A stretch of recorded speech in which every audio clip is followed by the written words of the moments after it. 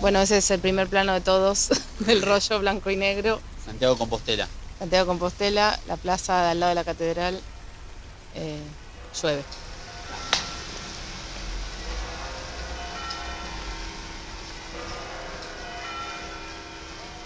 Hola, mi nombre es Malena Solars. Mi nombre es Nicolás Zuckerfeld y somos los directores del cortometraje Una película hecha de. Bueno, el corto lo filmamos en el 2018, hacia fin de año, en un viaje por España y por algún lugar de Portugal. Lo filmamos con una cámara de Super 8 que encontramos de mi abuelo y el sonido lo registramos en parte con este celular desde el que estamos hablando ahora. Y fuimos al viaje con algún material que habíamos comprado nosotros y otro poquito que nos habían regalado, así que teníamos materiales en blanco y negro, en color y en distintos estados también, había algunos bastante estropeados. Creo que hay una cosa tal vez necesaria de decir, que es que nosotros salimos a filmar sin ningún guión ni ninguna idea muy clara tampoco de a dónde íbamos a llegar. Más bien partíamos de las ganas de filmar con este formato que nunca habíamos probado y ver qué pasaba con eso. Y sí teníamos, bueno, en claro el recorrido del viaje, por el itinerario que más o menos teníamos claro, pero no sabíamos mucho con qué nos íbamos a encontrar ahí. Entonces, durante el viaje fuimos encontrando algunos patrones, o tal vez filmando cosas que las fuimos organizando a modo de inventario, ¿no? De filmar una estatua, el pie de una estatua y después decir, bueno, filmemos pies entonces, o filmar a una persona tocando el piano y entonces después grabar el audio que salía por una ventana de un pianista, en fin. Que básicamente el factor de conexión fueran ciertos patrones formales, evitando también, digamos, la noción tradicional de diario de viaje, ¿no? Es decir, ese sí era un a priori que nosotros teníamos. Entonces encontramos que la vinculación plástica o formal nos permitía jugar otro juego, sin ponernos a nosotros, sin utilizar la idea de la primera persona y ponernos a nosotros y filmarnos a nosotros, ¿no? Sí, y también esos patrones iban a ir enlazando, iban a ir rompiendo probablemente la cronología del viaje, ¿no? También en eso sabíamos que nos íbamos a alejar del diario de viaje tradicional organizado cronológicamente, ¿no? Porque íbamos a poder mezclar un pie que filmamos en Santiago de Compostela con otro que habíamos filmado en Madrid 15 días más tarde. Entonces iba a cambiar hasta el color, bueno, obviamente el sonido si lo usábamos, y por eso se iba como a destruir un poco esa cronología. Uh-huh. De todas maneras, esa lógica también se transformó durante el viaje, porque nosotros sabíamos que nos íbamos a encontrar habíamos quedado con un amigo llamado Ángel Santos, que aparece en la película, que es cineasta. Entonces se nos ocurrió la posibilidad de ejercitar un poco la ficción, ¿no? Se nos ocurrió como una especie de excusa ficcional y agarrar la totalidad de un rollo de Super 8 y utilizarlo para filmar una pequeña ficción con él, ¿no? Incluso con repetición de tomas, con claquetas, es decir, con todos los elementos tradicionales para construir una ficción. Entonces le dijimos a él que actúe, que interprete un papel. Habíamos incluso comprado una revista de historietas en lugar de segunda mano. Sí, en lugar de segunda mano, y entonces yo la tenía en la mochila, esa revista, y dije, bueno, entonces vos te la encontrás y después vas a un bar. Bueno, en fin, empezó a aparecer como una especie de ficción ahí. Muy, muy chiquitita y también muy similar a la vida que tiene él. O sea, él, bueno, no hacía nada muy extravagante, digamos, ¿no? Lo que se ve en el corto. Uh-huh. Pero bueno, apareció ahí un poco la ficción, que tampoco sabíamos qué íbamos a hacer con eso, porque era claramente en un registro muy distinto a lo demás. Pero sí, cuando íbamos filmando eso, también teníamos en cuenta que, bueno, también filmarle las manos o filmar algunas de las cosas que coincidieran con eso que veníamos ya recopilando hace un par de ciudades. Pero si bien las cosas no, digamos, podían ir en tonos distintos, nos gustaba también esa tensión que se podía generar entre un registro más ficcional, uno más experimental, uno más documental, ¿no? Como que de alguna manera esas cosas entraran en tensión. Sí, lo que sí no sabíamos era eso, cómo iba a terminar relacionándose todas esas líneas. Y esa idea surgió, esta idea que estaba en la pregunta incluida bueno, que la línea de la ficción introduce a la más experimental, tiene que ver con eso, con que terminamos usando como una estructura de relato enmarcado casi, ¿no? Como ese rollo en el que filmamos, que estaba en pésimas condiciones y elegimos muy mal qué rollo usar para filmar de noche en la calle, pero ese rollo terminó sirviendo como un poco el paréntesis a todo el delirio del medio, y después otra cosa que también terminó surgiendo un poco en el montaje, y sobre todo hablando bastante con Ángel, que nos ayudaba a como volver términos muy argentinos, un poco más amistosos al hispanohablante de allá. Bueno, la decisión de si el texto en off tenía que estar grabado por nosotros o por él, y en primera persona o en tercera persona. Ahí también surgió como una especie de operación lúdica, es decir, nosotros habíamos armado un texto en primera persona, después eso se fue transformando, tenemos la duda, ¿no? De si hacerlo en primera, hacerlo en tercera, y finalmente terminó apareciendo esa idea de armar un texto en tercera hablando de nosotros y poner al final un texto en primera hablando de él. Entonces, un poco ese juego nos permitía abrir la película, romper nuevamente con la idea tradicional del diario de viaje y jugar un poco el juego de la ficción con materiales que también estuvieran ahí en un lugar en el medio. Es decir, que la película no pudiera verse bajo una sola forma, y poner en tensión todas esas cuestiones. Por eso también nos gustaba incluir detalles de la vida privada de Ángel, ¿no? Sí, incluso algunos nos sirvieron para... La canción que aparece de The Kings en la película es realmente una canción que él alguna vez había puesto en Facebook, que quería usar para una película, y entonces le pedimos permiso a ver si podíamos usarla nosotros. Así que bueno, esperemos que les guste. Sí, generoso nos dijo que sí, y ahí quedó como que se fue armando una especie de mezcla de acontecimientos durante el viaje, acontecimientos posteriores al viaje, pero que incluyen como sobre todo nuestra relación con él, y después el registro de cosas que aparecieron en el viaje.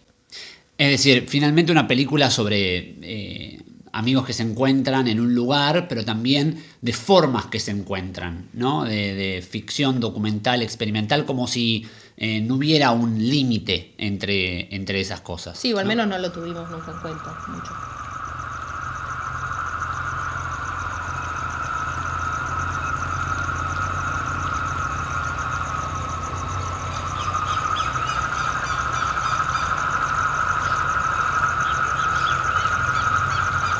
Para ellos solo soy un río sin importancia. Simple y ordinario.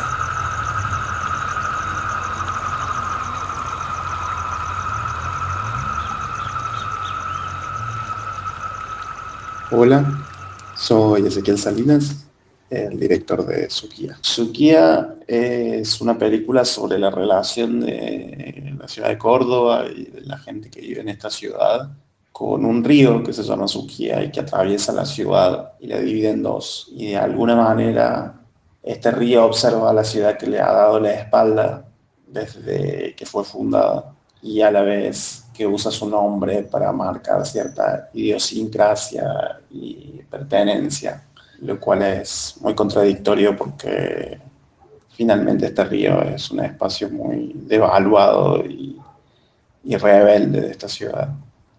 Y digo rebelde porque es un río que, a pesar de ser un emblema de la identidad cordobesa, entre comillas, nunca termina de integrarse en la ciudad. No es como el Sena en París o el Támesis en Londres. Es un río negado, es un río apartado y descuidado. Y en ese sentido creo que es un río que guarda mucho rencor contra esta ciudad.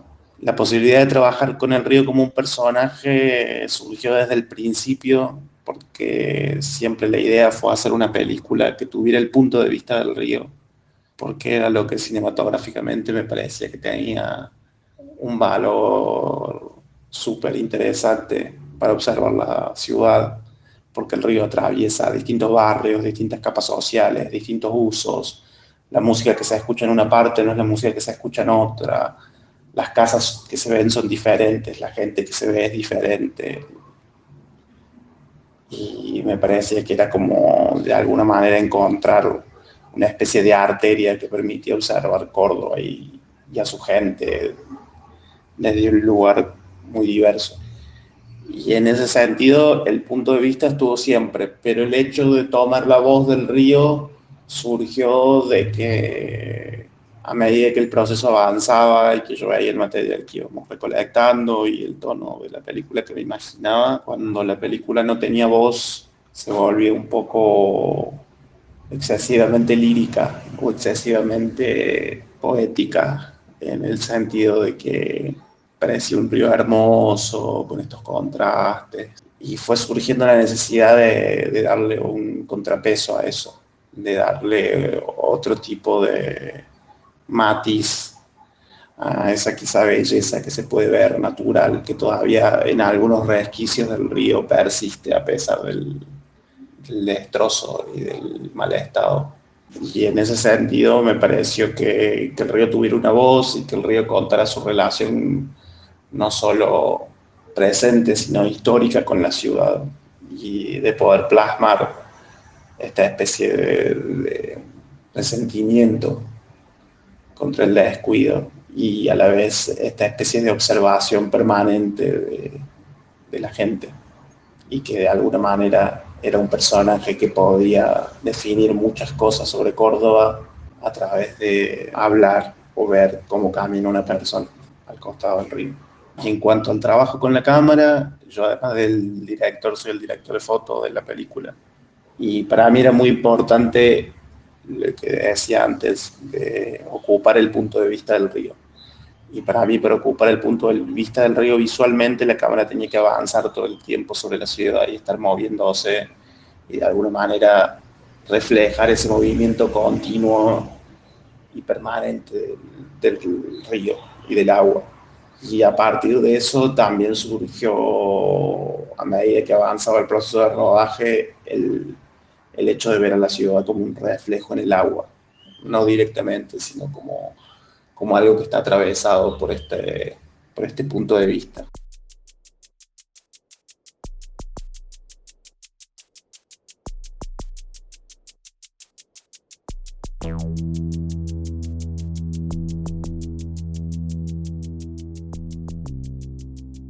Hola, mi nombre es Azucena Lozana y soy la directora de Corbusier House. Bueno, Corbusier House es un cortometraje que es parte de una serie de trabajos fílmico que vengo haciendo, como At Your Heels, Karl Marx Salé, SP, varios cortometrajes que son pequeños estudios sobre las ciudades y sus posibles arqueologías, porque me interesa mucho la carga histórica y monumental de la arquitectura, ¿no? de las construcciones. Y bueno, el Corbusier House es una edificación súper emblemática que tiene una carga simbólica tan fuerte como la de un museo, te diría. Y bueno, a pesar de que sigue siendo un complejo habitacional, ¿no? Hay gente que vive ahí. Y bueno, hay muchas cuestiones interesantes sobre este edificio y de sus edificios hermanos, porque hay 3 más en Francia que son muy parecidos. Y dentro de este grupo de edificios hay un grupo de residentes que están dedicados únicamente a, como si fuera un museo, justo a preservar todas las cuestiones originales, las medidas, los colores, todo lo que Corbusier dispuso en su momento. Pero a la vez, como te decía, son unidades habitacionales, ¿no? Las personas los habitan, y esto significa que en el adentro las personas lo van adaptando todo a sus necesidades y a sus gustos y a sus improntas, ¿no? Todo esto puertas adentro, pero puertas afuera, que es lo que se puede ver en el corto, los espacios comunes. Es algo que está ahí como medio en una vitrina, ¿no? Y estos espacios comunes eran algo fundamental en la cosmovisión de Corbusier, ¿no? Una idea de comunidad dentro y afuera de la construcción. Afuera porque siempre están conectados con la naturaleza estos edificios. Hay un vínculo ahí como muy persistente de que las construcciones estén embebidas con estos espacios naturales, y adentro esta idea de comunidad, de espacios que sean amigables con el encuentro, ¿no? Una idea un poco hippie, si se quiere, pero bueno, lo que hice en el cortometraje fue, en el rodaje, empezar a filmar un recorrido por todos los pisos del edificio, que cada piso tiene como una característica de luminosidad y de colores diferente, ¿no? Hay variaciones cromáticas. Y después de haber filmado este recorrido, se puede decir que hay un doble montaje, porque el primero es en cámara. Durante este recorrido estuve jugando un poco con la superposición, la velocidad, son las unidades de disparo las que determinan esto. Entonces cada vez iban siendo más vertiginosas, ¿no? Y bueno, ya a la hora de hacer el montaje,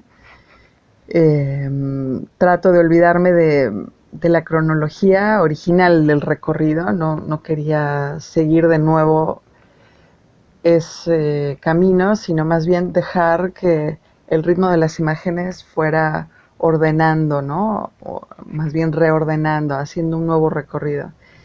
Y este ritmo es lo que se vuelve una nueva línea del tiempo, ¿no? Es fundamental. Y bueno, también esa es una de las razones por las que este cortometraje es silente, porque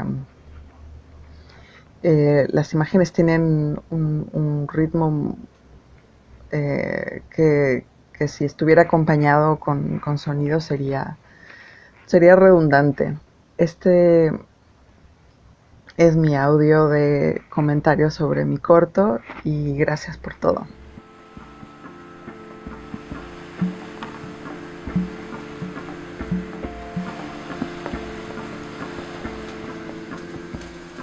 Quisiera encontrar una palabra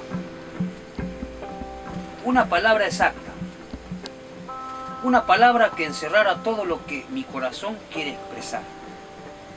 En cierta forma, soy como una voz que clama en el desierto.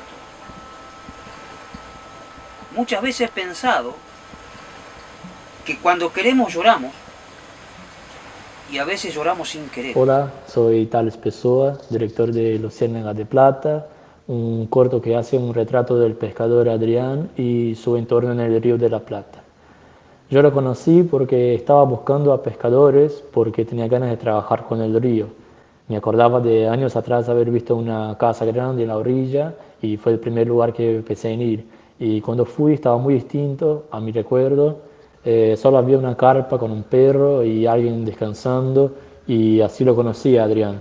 Charlamos mucho ese día, le comenté que quería hacer una especie de documental, entonces empecé a volver muy seguido ahí siempre que podía, y empecé a conocer también a los otros pescadores que paraban ahí y registrar de varias formas.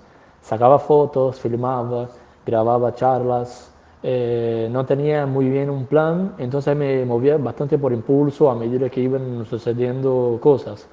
Un día a Adrián se le ocurrió escribir una carta al futuro presidente, entonces yo le filmé contando las cosas que quería incluir en esa carta, y luego la transformé en un texto que salió larguísimo, lo llevé y él empezó a más o menos editar qué le interesaba y qué no.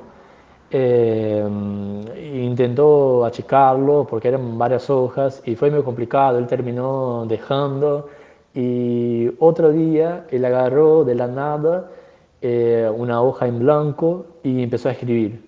Empezó a escribir sin parar. Yo le hablaba y él no me contestaba. Estaba muy concentrado y yo empecé a filmar porque no me quedaba otra. Empecé a filmar ya las paredes porque ya le había filmado en todos los ángulos posibles y él no seguía escribiendo. Yo salí un rato, volví y él seguía. Después dejó, se detuvo, agarró y empezó a leer el texto completo, que es lo que está en el corto. Y era muy así, muy improvisado siempre todo.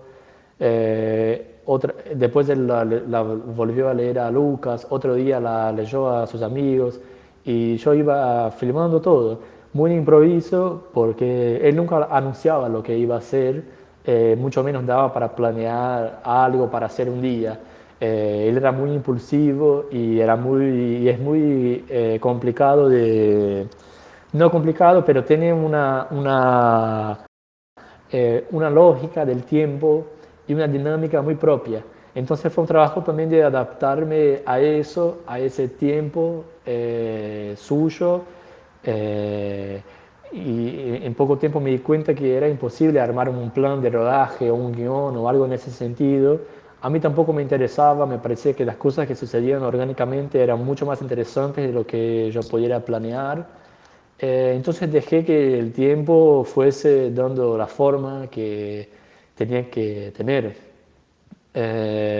Entonces al final terminé con un material muy heterogéneo, muy diverso, con mucha observación, algunas escenas actuadas que proponíamos y se armaba algo de improviso, mucha fotografía y muchos audios de charlas.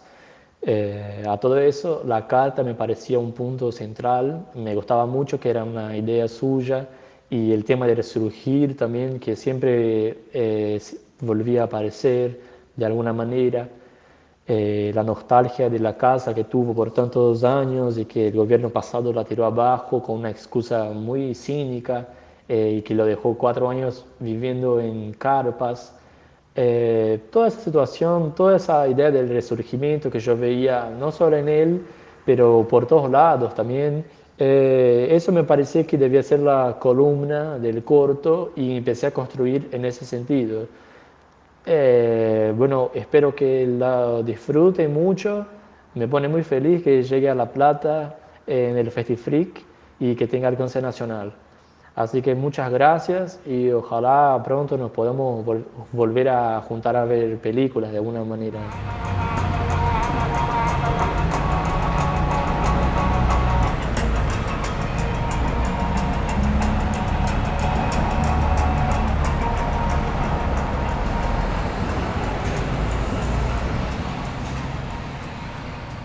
Soy Magdalena Orellana y mi película se llama Todo esto es aún más intenso si a esa hora tardía se visita a un amigo para ver cómo le va. Para hablar de esta película creo que primero tendría que contarte de dónde, cómo apareció la idea y de dónde viene y dónde fue hecha, que todo esto apareció en el marco de la escuela en la que estoy ahora, que es la Alias Querejeta Sin Escola. A partir de un ejercicio que nos trae, o sea, que nos propone Carlos Mugiro, que es el director y también profesor nuestro aquí en la escuela. Y en este ejercicio Carlos nos propone pensar en las películas como en jardines y en los jardines como películas, ¿no? Como intentando decir como, bueno, al fin a veces son un poco la misma cosa, ¿no? Los jardines como literalmente los conocemos, es decir, espacios como a veces delimitados, o sea, a veces con límites más o menos claros, pero es decir, como intervenidos en mayor o menor medida por nosotras las personas. Y también, como ya en un sentido más abstracto, como en territorio, o sea, como en puntos en cero que tienen un progreso en el tiempo, ¿no? Y que van hacia algún lado, ¿no? O sea, puntos en cero como momentos también, ¿no? Como puede ser un recuerdo, una persona, un objeto, una primera idea de un proyecto o de lo que sea. Es decir, como un punto de partida de alguna forma. Y con esto en mente, bueno, fui trabajando, bueno, o sea, pensando qué es para mí un jardín, ¿no? O sea, qué significa para mí o qué me interesa qué es lo que me está interesando de esto. Y aparecieron ahí las mandarinas, que es algo que, bueno, un fetiche personal, pero algo que me interesa mucho como objeto y como esta idea del tiempo muerto, de estar pelando y comiendo una mandarina y de cómo tiene varios gajos y cómo es una cosa que se desprende, o sea, porque me parece como un objeto así muy curioso. Entonces dije, bueno, me está interesando esto de lo que se genera alrededor de la mandarina, voy a salir a la calle y le voy a pedir a la gente que si los puedo filmar mientras están pelando las mandarinas, así sin más. Ya si me pongo así un poco, no sé, esto de vuelta pensando en el jardín como es algo que mi jardín era todo aquello que yo pudiese provocar, ¿no? En el encuentro con otra persona. Obviamente esta idea fracasó en la hora cero desde que empecé a filmar, o sea, iba yo sola con la cámara y no sucedía, o sea, eran todos encuentros frustrados, o sea, nadie quería prestarse a esto, no sé qué pasó, no hubo química con la gente en San Sebastián. Entonces, no sé, un poco todo lo otro que aparece, creo yo, que son intentos de seguir, ¿no? De generar encuentros con desconocidos o de yo intentar acercarme, ¿no? Con toda esta gente que no conocía, pero que me cruzo en la calle, o sea, no sé, como estas amistades instantáneas, ¿no? Como que hace uno en las filas de los supermercados, del banco o en un bar de noche. Y con esto así fue como salí a filmar por varios días seguidos, con todo este revuelto en la cabeza. Y no sé, creo que un poco así, en esa improvisación, ¿no? O sea, mi plan inicial fue un fracaso, nadie quería que lo filme, entonces, bueno, eso fue un poco como... Dije, bueno, entonces que necesito filmar gente, o sea, yo quiero filmar cosas, entonces todo lo que aparece es como el rebote, ¿no? De eso que no... de ese primer encuentro que no sucedió. Y no sé, o sea, así fueron apareciendo cosas, por ejemplo... Un día me encontré con... O sea, quienes son al final los protagonistas un poco, si es que hay... No sé, bueno, no sé muy bien qué significa eso, pero la mujer esta y el hombre que están conversando en el bar aparecieron casi... O sea, aparecieron en la edición porque los había filmado. Son 2 imágenes que me encontré en la calle de una publicidad de no sé qué banco. Lo filmé porque me gustaba como... No sé, me llamaron, me hicieron gracia. Lo filmé y cuando estaba editando ya en la computadora dije como, bueno, ¿y estas 2 personas qué hacen acá? O sea, como, ¿no? ¿Por qué están acá en esta película, en este jardín, si se quiere? Entonces, bueno, ahí apareció, o sea, recordé como una conversación que se había hecho así un poco viral en su momento, que era una conversación entre 2 bots de Google que los pusieron a charlar entre ellos. No sé muy bien qué significa eso, pero bueno, que estaban ahí hablando y la conversación como que se empezaron a retroalimentar, se fue de las manos y tuvieron que apagarlos. Entonces rescaté, yo en su momento había hecho como una transcripción, ya no me acuerdo ni para qué otro proyecto, y rescaté algunas cosas de ahí y las cambié, o sea, les agregué como experiencias propias, ¿no? Como diálogos que ya tenía o conversaciones que recordaba. Y ahí apareció esa conversación entre estas 2 personas, que es una conversación que a mí también se me va de las manos, es decir, como que un poco creo que ellos existen de forma independiente ahí, yo no es que los controle ni nada, y están ahí conversando en un bar y también es otro encuentro que sucede, pero de una forma muy, muy torpe y vergonzosa, ¿no? No sé, como que están ahí hablando, pero en realidad no está pasando nada, pero también son quienes creo yo que nos acompañan, ¿no? A lo largo de toda la película. Y no sé, o sea, me interesó así pensar como, bueno, en este bar, estas 2 personas están en esta confitería, en este bar, están hablando y afuera estoy yo también intentando, no sé, hacer que pasen cosas, pero en realidad no pasa mucho. Un poco creo que es eso, ¿no? Mi jardín como, no sé, y por eso lo pienso como, o sea, de ahí la idea esta, ¿no? De un jardín como un lugar en el que están pasando cosas que en realidad yo no puedo controlar ni predecir. Y también, no sé, como pensar toda la película como un paseo y un encuentro, ¿no? Como, bueno, ahí un poco el final que dice como, no sé, un poco burlándose como esta cosa de, bueno, al final, ¿no? Como toda esta intensidad, esta cosa que quizás quiere ser más o menos conceptual, al final nada, es cuando te encontrás con alguien y pasan cosas o no pasa absolutamente nada, no sé, creo que un poco por ahí va la cosa.